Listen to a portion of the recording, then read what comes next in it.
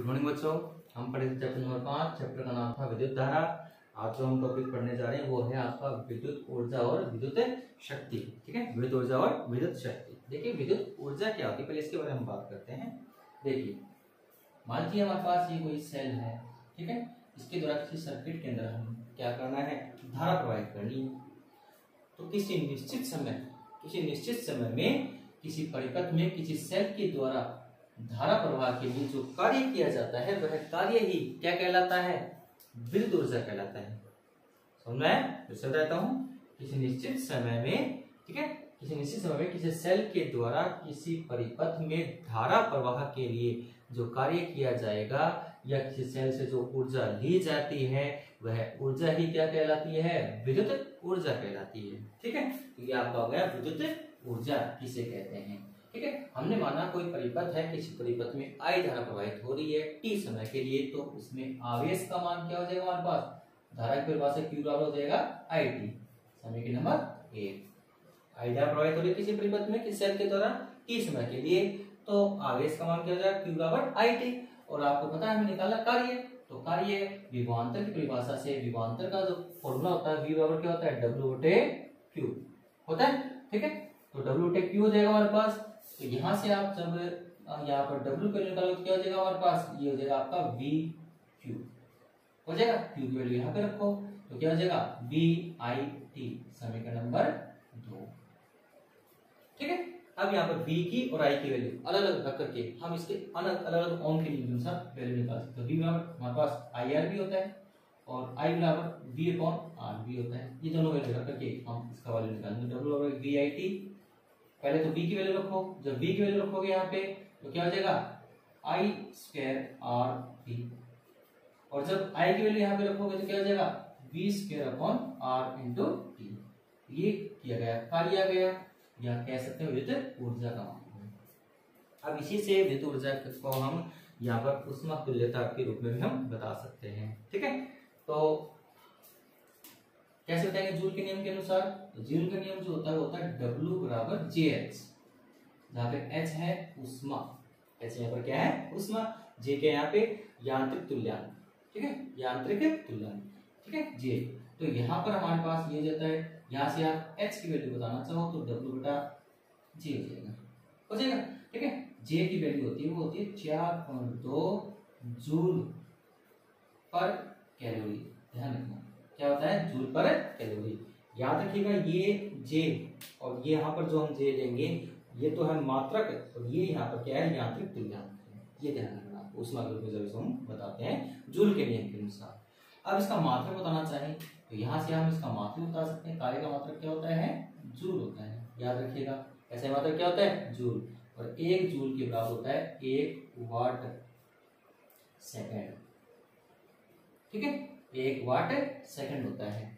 फिर ये तो गया इसका मात्रक, ये आपको ध्यान रखना है। इसका अन्य मात्रक हमारे पास, ठीक है, BOTU, board of trade unit भी होता है, जिसको हम विद्युत यूनिट भी बोलते हैं। ठीक है, जिसका होता है 1 यूनिट बराबर, 1 विद्युत यूनिट बराबर क्या होता है, 1 किलोवाट घंटा के बराबर होता है। यहाँ पर जो अन्य मात्रक होता है किलोवाट घंटा भी होता है, यूनिट भी होता है। ठीक है ना, व्यावसायिक मात्रक इसका किलोवाट घंटा होता है। अब इसको हम चेंज करते हैं, यूनिट को किलोवाट घंटा को चेंज करेंगे। ठीक है, किसमें, वाट सेकंड में, तो किलोवाट को हम 1000 लिख सकते हैं क्या, और घंटे को सेकंड में चेंज करेंगे तो 3600 सेकंड। अब इसको आप व्यवस्थित करो, ये आ गया वाट सेकंड हो गया। ठीक है, अब इसको आप चेंज करोगे तो इसको हम क्या लिख सकते हैं, ये 3600 है तो इसको हम लिख सकते हैं 3.6, 3 जीरो यहाँ से जुड़ा, 3 जीरो यहाँ से गुणा 10 की घात कितना होगा यहाँ पे 6 हो गया। जो है आपका वाट सेकंड किसके बराबर, 1 यूनिट के बराबर या 1 किलोवाट घंटा के बराबर हो जाएगा। ये आपका हो गया विद्युत ऊर्जा का मान। ठीक है ना, तो विद्युत ऊर्जा का टॉपिक आपका कंप्लीट हो चुका है। अब हम बताएंगे विद्युत शक्ति। विद्युत शक्ति क्या होती है, सिंपल भाषा में बताएं तो कार्य करने की जो दर होती है उसी को हम विद्युत शक्ति कहते हैं। यहाँ पे कार्य करने की जो दर होती है वही क्या कहलाती है, विद्युत शक्ति। ठीक है, या यहाँ पर देखिएगा कार्य करने की दर बोल तो या ऊर्जा क्षय जो होती है उसको विद्युत शक्ति कहेंगे। तो शक्ति की परिभाषा से P बराबर क्या होगा आपका W/T, कार्य करने की दर तो होगी तो W upon T ये एकांक समय में किया गया कार्य है, ये भी ले सकते हो, ठीक है। एकांक समय में क्षयित ऊर्जा जो होगी वही क्या कहलाती है, शक्ति कहलाती है। तो यहाँ पर W की वैल्यू अभी हमने बताया था VIT होता है। W की वैल्यू क्या होती है, VIT अपॉन T। तो वैल्यू क्या आ गई हमारे पास यहाँ से VI। तो शक्ति का जो फॉर्मूला है वो क्या आ गया आपका, VI आ गया।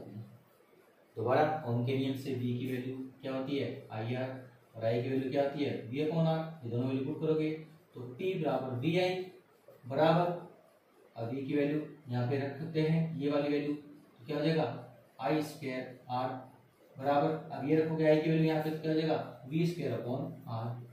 ये हो गया आपकी विद्युत शक्ति का फॉर्मूला।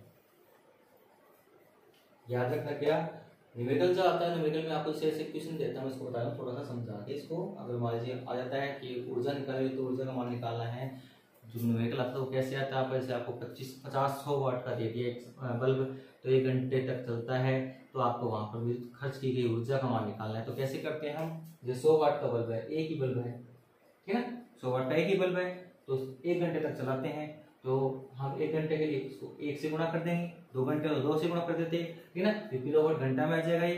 तो ये हमारे पास 100 वाट का है, तो किलोवाट में चेंज करने के लिए 1000 का इसमें भाग देते हैं, तो ये हमारे पास है 1 घंटे के लिए। और 2 घंटे के लिए 2 से गुणा कर देंगे, ठीक है ना, जितने टाइम हो उतने टाइम के अकॉर्डिंग हम गुणा करते जाते हैं, तो ऊर्जा का मान आता है। चलो ये तो न्यूमेरिकल आएगा तो आपको समझाते हैं। फिर आज हमारे पास शक्ति का फॉर्मूला ये आ गया, किसका फॉर्मूला आ गया, शक्ति का फॉर्मूला हमारे पास आ जाता है। तो ये आ गया हमारे पास विद्युत शक्ति का फॉर्मूला, क्या हो जाएगा, P बराबर हो जाएगा VI या I स्क्वायर R, या क्या हो जाता है हमारे पास V स्क्वायर अपॉन R, ठीक है ना। तो अलग अलग रूप में हम इसको यहाँ पर बता सकते हैं, जो आपको यहाँ पे ध्यान रखना पड़ेगा, जो भी न्यूमेरिकल में काम आएगा वही फॉर्मूला आपको काम में देगा। अब इसका यूज करके ये जो विद्युत शक्ति का जो हमारे पास फॉर्मूला आया है, इसका यूज करके हम बता सकते हैं कि जो घरों से बहुत दूर तक, है ना, जो विद्युत ऊर्जा भेजी जाती है या जो धारा प्रवाहित की जाती है, भेजी जाती है, तो उसको उच्च शक्ति पर भेजा जाता है। क्यों भेजा जाता है, तो वहां पर ये फॉर्मूला काम आएगा, ठीक है। जैसे कल कारखानों तक हम ऊर्जा भेजते हैं, विद्युत धारा भेजते हैं, विद्युत सप्लाई करते हैं, विद्युत सप्लाई करते समय इस फॉर्मूले को ध्यान में रखा जाता है, ठीक है ना। तो ध्यान रखिएगा कि जब तार के द्वारा, केबल के द्वारा भेजते हैं हम, केबल के द्वारा हम मान लीजिए यहाँ से हमें बहुत दूर तक हमें ऊर्जा धारा पहुंचानी है, विद्युत धारा मतलब विद्युत सप्लाई करनी है, तो विद्युत सप्लाई करने के लिए हम क्या करेंगे, तो केबल है उसका प्रतिरोध R होगा कि नहीं होगा, जो नियत होगा आपको पता है, जितनी लंबाई उसके अकॉर्डिंग वो नियत रहेगा, और शक्ति भी हमारे पास क्या रहेगी उसके लिए नियत। तो वहां पर जो शक्ति क्षय होगी वो हमारे पास होगी, वो I स्क्वायर R के अकॉर्डिंग होगी। शक्ति क्षय जो होगी जब आप विद्युत ऊर्जा को या विद्युत धारा को एक दूसरे स्थान तक सप्लाई करते हुए ऊर्जा को सप्लाई करते हैं, तो सप्लाई करते समय जो शक्ति क्षय होगी वो हमारे पास होगी I स्क्वायर R के द्वारा। किसके द्वारा होगी, I स्क्वायर R के द्वारा होगी। तो देखिए यहां पर ये है शक्ति क्षय, हमने बताया कि ये फॉर्मूला काम आएगा, यहां से हम I की वैल्यू निकालेंगे, तो I बराबर क्या हो जाएगा हमारे पास, P अपॉन V होगा कि नहीं होगा। ये वैल्यू आप जब यहाँ पे रखोगे तो क्या हो जाएगा, P स्क्वायर R, ठीक है, अपॉन V स्क्वायर। यहाँ पर ये हो गया शक्ति क्षय, दूरस्थ स्थानों तक हमें भेजनी है, तब शक्ति क्षय इस रूप में हमारे पास आएगा। तो यहाँ पर मैंने आपको बताया R और P क्या है, नियत, तार के लिए, केबल के लिए। जब ये नियत होंगे तो शक्ति जो क्षय होगी वो क्या हो जाएगी, V स्क्वायर के व्यक्तानुपाती हो जाती है। इसका मतलब अगर वोल्टता उच्च वोल्टता होगी तो शक्ति क्षय क्या हो जाएगी, कम हो जाएगी। ये अगर उच्च कर दें तो शक्ति क्षय क्या हो जाएगी, कम हो जाती है, ठीक है ना। तो ये आपको पता ही होगा कि जब दूरस्थ स्थानों तक हम भेजते हैं तो वहां पर वोल्टता, बहुत उच्च वोल्टता पर हम धारा को पहुंच सकते हैं केबल के द्वारा, है ना। 11,000 33,000 आपको पता ही होगा, वो इतनी वोल्टता क्यों ली जाती है, वो इस फॉर्मूले के अकॉर्डिंग ली जाती है।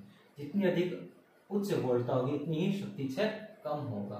हमें शक्ति क्षय कम करना सीधी सी बात है, तो ये हमारे पास इस फॉर्मूले के अकॉर्डिंग होता है। तो आपको ये बात समझ आ गया होगा, ये हमारे पास हो गया विद्युत शक्ति। ये क्या हो गया हमारे पास है, विद्युत शक्ति, ठीक है। चलिए